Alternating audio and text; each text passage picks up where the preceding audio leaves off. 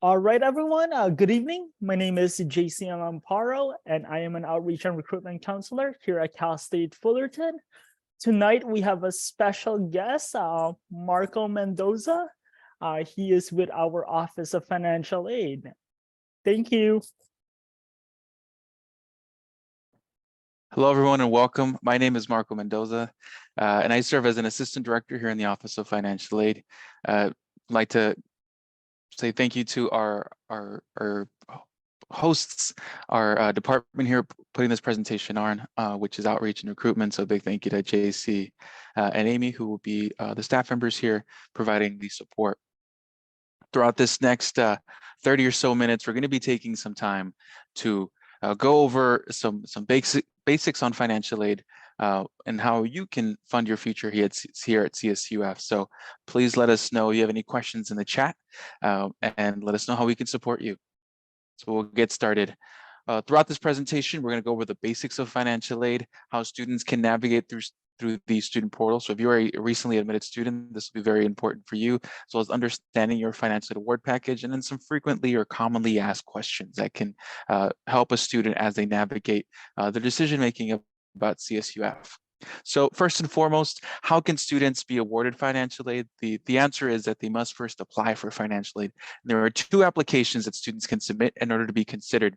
The first is the California DREAM Act application, and this is an application for students who live in California and meet Assembly Bill 540, otherwise known as AB 540 eligibility requirements. Now, these requirements are pretty extensive, so if you have specific questions on what these are, I encourage you to log on to the website that you see listed on the screen here. And it's also for students who have a U visa or TPS status. And the priority deadline for this application, for the CDA application, is March 2nd of every year. The other application is the free application for federal student aid, and it too has a priority deadline of March 2nd, and it is for US citizens or eligible non-citizens, those who have a valid social security number, as well as a valid high school diploma or GED. Now, both applications do have a priority deadline of March 2nd, which, as you can see, has passed at this point, but we encourage students to submit their application nonetheless so they can still be considered for financial aid. And our federal scope code is 001137. If you are a FAFSA applicant, these are the forms of financial aid we could potentially award you, starting with grants. We have things like federal Pell Grant, federal work study, federal teach grant, as well as the state grants like the Cal Grant, State University Grant, middle class scholarship, and so forth. The state grants in particular, like the Cal Grant, State University Grant, can go towards paying the tuition portion of the tuition and campus fees, which is a tremendous help for most of our students. And when we look at loans, we have things that we can award students like the federal direct subsidized and unsubsidized loans, as well as the grad or parent plus loans and private loans. So for more information on these specific grants and loans, I encourage you to visit our website, which we will be listing later on today. And for those of you who may be California DREAM Act applicants, or as we call them, CDA applicants, we encourage you all to apply so that you can be considered for private scholarships, state funding as well, like Cal Grant, State Grant, Middle Class Scholarship, and so forth. But do keep in mind that federal funding, like the federal grants and federal loans, are not are available for our DREAM Act applicants, just state grants and private scholarships, as you see listed here. Now, we typically get a lot of questions that tend to be repeated for us. So we want to take some time throughout this presentation to answer some of your more commonly asked questions that we tend to get during our presentation. So our very first commonly asked question is, can I make changes to my California DREAM Act, my CDA, or my FAFSA after submitting it? And the answer is that yes, students can make changes after they submit their FAFSA or their DREAM Act, but we encourage students to contact our office. If you're a student here or a newly admitted student and hoping to come into our university in the fall, we encourage you to contact us to make sure that if any changes you are making are necessary. Sometimes changes aren't always necessary, and making corrections to your FAFSA may result in us requesting documents to verify information. Our second question is, can I submit the CDA or FAFSA after March 2nd? I mentioned it a little earlier, and the answer is yes. You can submit the CDA or the FAFSA after March 2nd, but it will no longer be considered a priority application. And keep in mind that FAFSA applicants specifically can still be considered for federal aid. Our next commonly asked question is, where can I find my financial aid award package? And for those of you who may be newly admitted students, it's going to be on your CSUF student portal, more specifically on your student homepage, where you can find your financial aid award package. The next question is for specifically speaking to those newly admitted students is, can the enrollment deposit be waived? And the answer is that students with an expected family contribution of 0 will have it automatically deferred by the Office of Admissions, which means that if you have an EFC, an expected family contribution on your California Dream Act or your FAFSA application, and your EFC is 0 up to $1,000,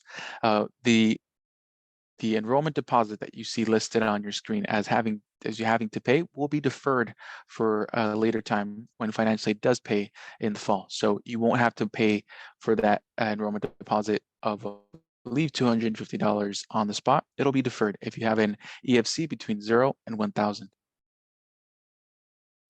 And so now we want to go over the student portal and how students can better understand their financial award package and how to navigate their way to it. So we want to note that the Office of Financial Aid begins awarding in March. We hope to do so towards middle or late of this March, but you must be admitted and have a FAFSA or California Dream Act on file in order for the financial award package to be listed there, whether it's an estimate or the official award package. If selected for verification, which means that the U.S. Department of Education has asked us to request some documents from you as an applicant, you will have those documents listed on your student homepage, and you must submit them in order for that financial award package to be generated for you. So please review your tasks on your student homepage, submit any documents that are being requested by the specific due date that will be listed. There will always be a priority deadline for any documents, financial aid documents that are requested by us, and they typically are towards the end of April. So please keep that in mind. All forms must be completed and submitted with any additional supporting documentation to the Office of Financial Aid in order for you to receive a official financial aid award package. And please keep in mind that submitting any documents late may result in your eligibility being reduced, your processing time being delayed, and potentially having to pay for things out of pocket until your financial award package is available. Next, how can students submit any documents to our office, whether it's financial aid documents specifically? There's a number of different ways students can them in person. They can fax, they can mail at the information listed here, but we encourage students to use the electronic document submission platform, which you can see on our homepage. By using this electronic document submission platform, students can upload documents as PDFs without having to physically go to our office or put something in the mail. Now, in order for you to view your financial award package for the upcoming year, you must go to your student portal, starting with visiting our CSUF homepage, which is fullerton.edu, and clicking on the icon that says students as pointed here. And then once a student has logged in officially with using their username, their password, going through the Duo two-factor authentication, you want to click on the student homepage icon. By doing so, you'll be able to go to the specific portion of your student portal that allows you to view things related to your student account. So any balances or fees that are due, your financial award package, your classes, and so forth. So by clicking on the student homepage icon as seen here, you'll be able to view your specific financial award package. We also encourage you to look at and routinely monitor your student email address, so your CSUF email account, which you can see pointed to here as well, because we do use that specific account to communicate with students and let them know of any documents that are pending, any specific deadlines that are coming up, and just important information that we want to communicate to all our students. Once you have navigated yourself to your student homepage, you'll be able to see a number of different tiles that you can click on to click on different information. So the one you specifically want to view for the purpose of looking at any potential documents that may be pending are the tasks, is the tasks tile. So the tasks tile is where you can view any documents and download them so that you can fill them out and then submit them to our office. So this could be a document having to do with your family's income, your personal income, family household size, and so forth. To view your financial aid award package, you'll have to click on the financial aid tile as pointed to here. And specifically after that, click on the specific academic year or term that you want to view. Students may view a financial aid award package for an entire academic year or a specific semester. This is an example of what an estimated award package looks like for the current academic year. We do get updated every year, but this is for the current year. An estimated award package, again, will be posted on your student homepage. We want to let students know that grants are automatically accepted on your behalf. So these aren't things that students have to manually accept. If it's a grant, Pell Grant, state grant, will automatically be accepted, but they are subject to change depending on your final eligibility. The disbursed amounts are always going to be dependent on enrollment, which means that however many units a student is enrolled in will impact how much is ultimately paid out to the student. And then dropping classes may result in money being owed back to the university. So whenever we award students financial aid, we do so under the assumption that students are going to be awarded full-time and that they're going to be completing all of the classes that they have enrolled in. And so whenever students do drop classes, that does impact their eligibility to keep that money, but also impacts future eligibility. So it's important to do your best to complete all the classes that you enrolled in, or as many as possible, with passing grades. Finalized financial aid award packages will be available on your student homepage as well. And once again, grants will always be automatically accepted on your behalf, and you will receive an email letting you know that you may view, accept, or decline any loan offers. And you can begin to accept loans after July 1st. So if you're again an incoming student and you're thinking about your financial aid award package, you've accepted whatever you want to accept. Perhaps it's just the grants that have already been accepted, or perhaps you also choose to accept loans. Know that you will have an anticipated financial aid award package listed, and your accepted awards will always be considered financial aid. So if it's just grants, they'll be considered anticipated aid. If you're planning on taking any loans, you must accept them once again in order to be counted as anticipated aid. Anticipated aid is, again, financial aid that has been accepted and that will be applied towards your balances. So this is tuition, campus fees, and potentially even housing fees. Anticipated aid must be enough to cover all tuition and campus fees. And if anticipated aid is not enough for those specific fees, the students will be required, or students are required to pay the difference for tuition and campus fees to avoid disenrollment.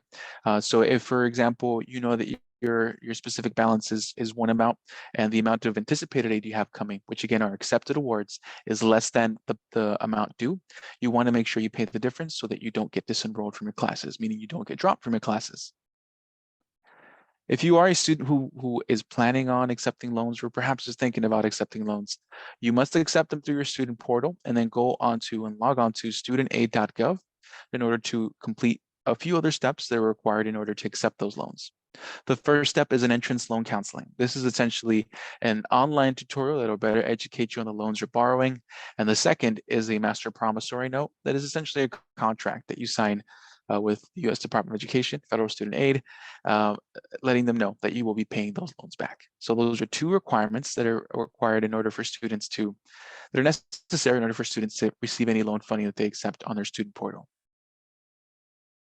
And in terms of how disbursements work, we work with a department on campus called Student Business Services in order to pay out, or as we say, disperse any accepted financial aid to students. These disbursements begin the week before classes start each semester. So if you're going to be joining us in the fall, you're accepting your financial aid award package in the summer, you won't actually have those funds dispersed to you right away. You have to wait until we get closer to school. So in terms of when that specific time is, it's always going to be roughly a week or so before classes begin.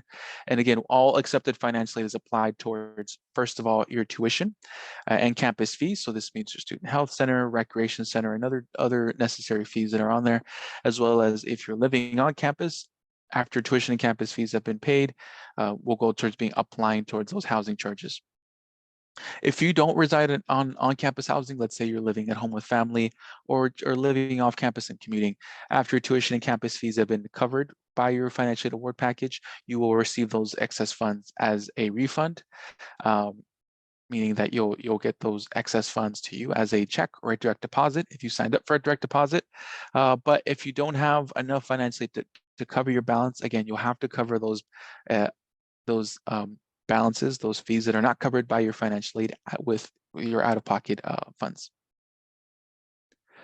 And it's important to know that financial aid is very cyclical, which means that what you do this year, you're going to have to keep doing again and again until you graduate.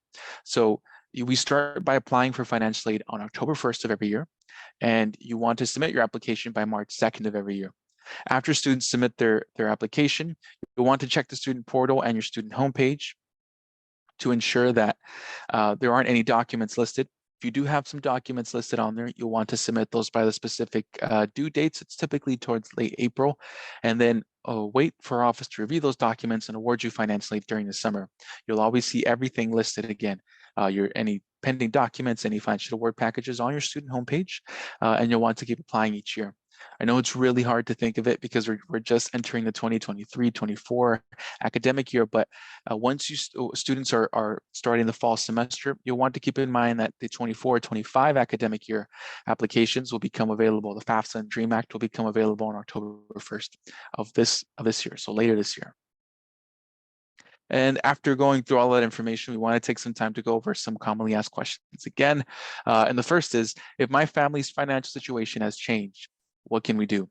And what we tell students in the Office of Financial Aid is to contact our office and see if there's anything we can review in your specific situation. So you're welcome to contact our office if there has been a change in your family's financial situation, but you must submit a FAFSA or DREAM Act with the specific information that is being requested on that application. For the 2023-2024 FAFSA application and the DREAM Act application, for example, the application is asking for 2021 tax information, so you must provide that information. But if there have been any changes, you're welcome to contact our office. When does financial aid pay for my tuition and campus fees? Financial aid once again disperses 1 week before the start of the fall semester, and once again before the start of the spring semester. So students should do their absolute best to stretch that money out as best as they can. So if you are a student here at CSUF, you're only going to get a financial aid disbursement once per semester if you're enrolled in at least 6 or more units for most grants and loans. So that means that once you have those funds dispersed to you, you want to do your best to stretch those funds out so they can pay for your books, for any other expenses you have. Do I receive all of my financial aid at once? The answer is no. Financial aid disperses at the start of every semester and is dependent on your enrollment at CSUF. So keep in mind that most grants require a minimum of 6 units to disperse. Same with loans, but grant funding, in order to receive maximum grant funding, you should be enrolled in at least full-time status. So it means 12 or more units to receive the maximum amount of grant funding. What happens to financial aid left over after my tuition and fees are paid? If you have more financial aid accepted than the cost of tuition/campus fees, and you do not live on campus, you'll receive the remaining funds in the form of a check or a direct deposit. We really encourage you to enroll in direct deposit on your student homepage in order for you to receive those funds as quickly as you can. Can I schedule a meeting with a financial aid counselor? The answer is yes. You're welcome to contact our office either in person, over the phone, or online, and ask us your questions. And by contacting your office, we'll be able to determine if we need to go ahead and schedule an appointment for you. The next question is, who do I talk to if I have a question about tuition and campus fees? We encourage you to visit the Student Business Services website. This is the department on campus that is in charge of collecting and assessing fees for students, whether it's tuition, campus fees, housing, and so forth. And in order for students to contact us, there's a number of different ways. We encourage you to visit our website to find our specific contact information. But starting with iTuffy, it's a great way to just type in your questions on there and get some general information that's specific to the questions you're asking. It's essentially an automated chat bot, but very helpful with very great information listed there. We encourage students to submit their online inquiries on our Contact Us page. So by logging on there, you can sign in as a future student, as a current student, type of your questions, and have them answered by one of our staff members. Our office is open Monday through Friday at the hours listed on your screen.